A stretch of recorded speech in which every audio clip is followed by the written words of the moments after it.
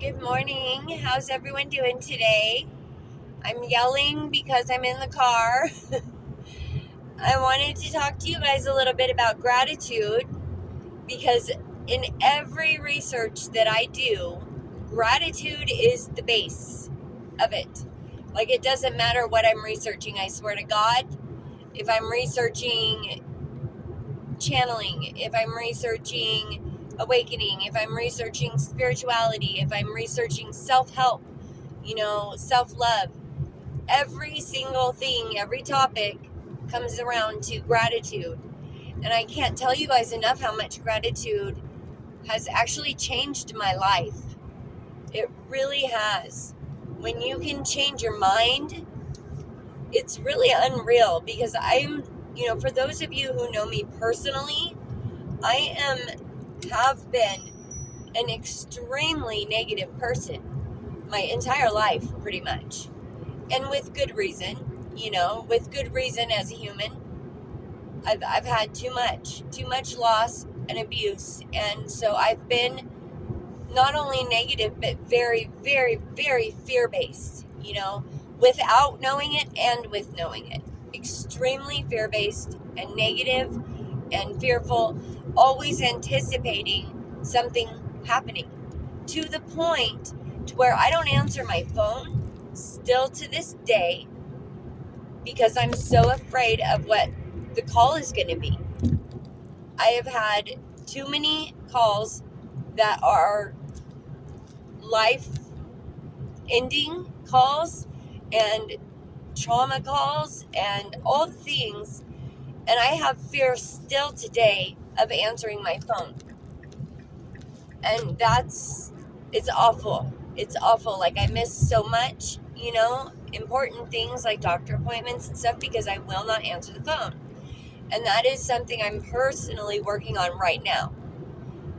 But the bottom line is when I turn all my fears and all of my thoughts and emotions and negativity into gratitude, everything flips for me.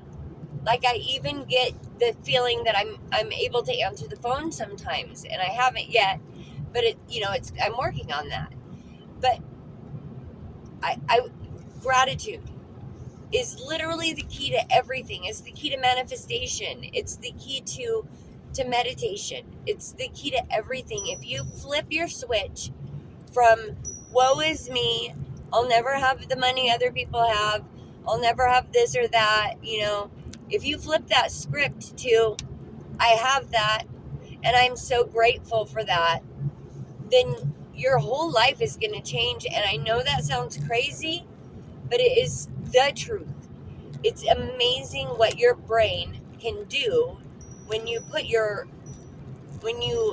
intentionally have thought, your intentional thoughts. And if somebody would have told me this a few years ago, I would have laughed in their face, or punched them. Who knows? I was horrible, but I mean, really, gratitude. If you think about how you feel so think of something you're so grateful for.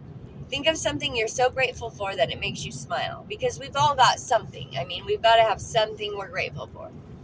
Like, I remember being so grateful to have a bed when I was so miserable and sick and angry at being in inpatient rehab. But I was so happy that I had my own bed, and that's an example of being in a horrible, dark place, but still having gratitude for something. And of course, back then I wasn't aware, at all. That just came natural because I had been homeless for so long. I was just so happy to have a bed. So that's an example for you, if you struggle to find things that you have gratitude for. I miss Colette so much, and I miss Poppy so much. And my, I don't know if you guys know, both of my sisters' husbands died. My aunt, her 2 kids and her husband died. My mom's parents both died. We all have such significant loss in our family. It's not just me. I'm the second one in our family to lose. Well, I've lost 3 kids. My aunt lost 2. Her only 2. One at age 3 to cancer, and one at age 16 to a logging accident. And then her husband died of cancer after that. And my sister was 9 months pregnant with her first child, and her husband-to-be was killed a couple of weeks before her baby was born. And then my other sister lost her husband just a few years ago to a stroke. And then I've lost 3 of my kids. You know, I'm not joking about generational trauma in my family. You know, and what I realized though is my fear of losing someone else was putting that vibration out into the universe. I don't want that vibration out into the universe. Nobody wants that vibration out in the universe. You know, thinking about who might die next in my family is just putting that vibe out. So I was doing that for a long time after Colette died. You know, my brain as a mother, okay, my 3rd child is gone. Who's next? Who's fucking next? And then I realized, oh my God, I'm putting these words and thoughts and fears out into the universe. And it scared me so much that I immediately said out loud, you know, thank you for Holly. Thank you for Jill. Thank you for the 27 years I had with Colette. Thank you for this. Thank you for that. Thank you for this. You know, and I changed it because I was so fearful of what I was putting out in the universe.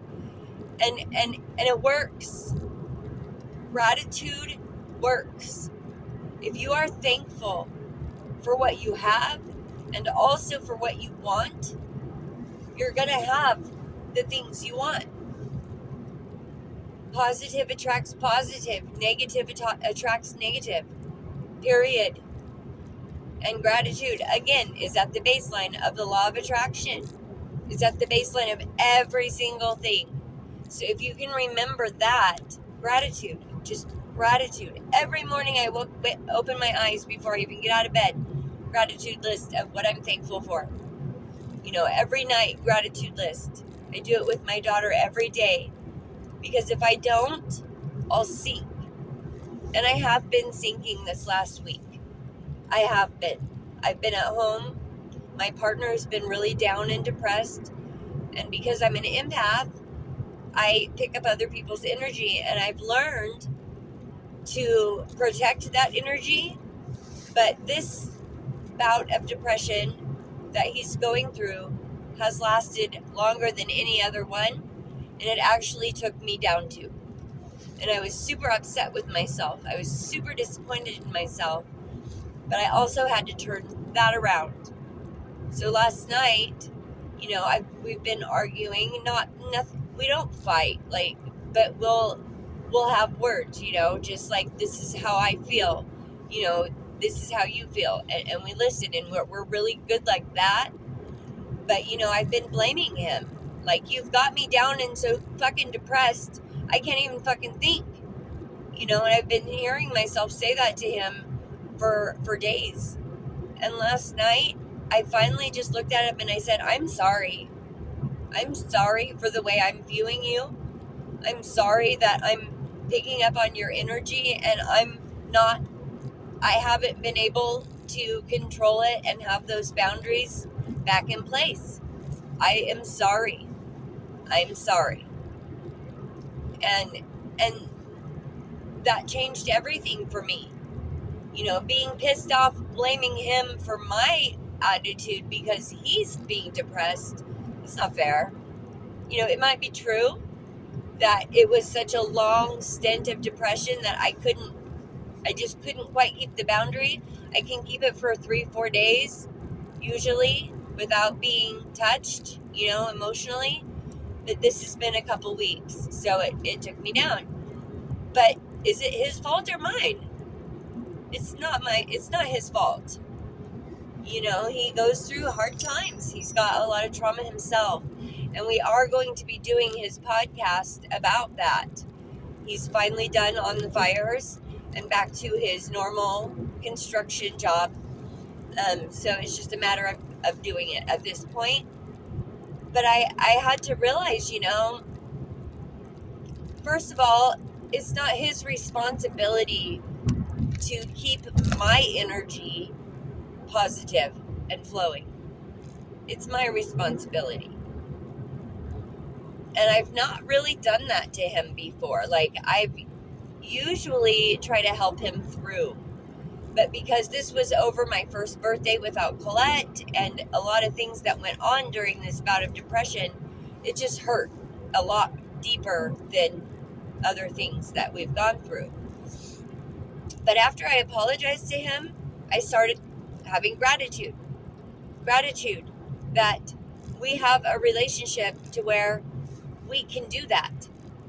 Gratitude that I'm not afraid of him. Gratitude that I'm not getting my ass beat. Gratitude that even if he's down and out, he's still there. He still cooks dinner for me and Jill. He still goes to work. Gratitude. It just reframes everything.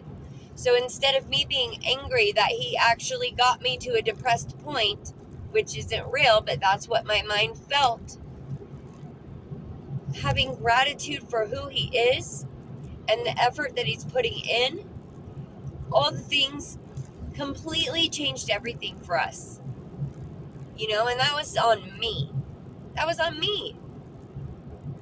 But I'm so grateful for him, depressed or not, because of so many things. Because he loves Jill and he's a wonderful father.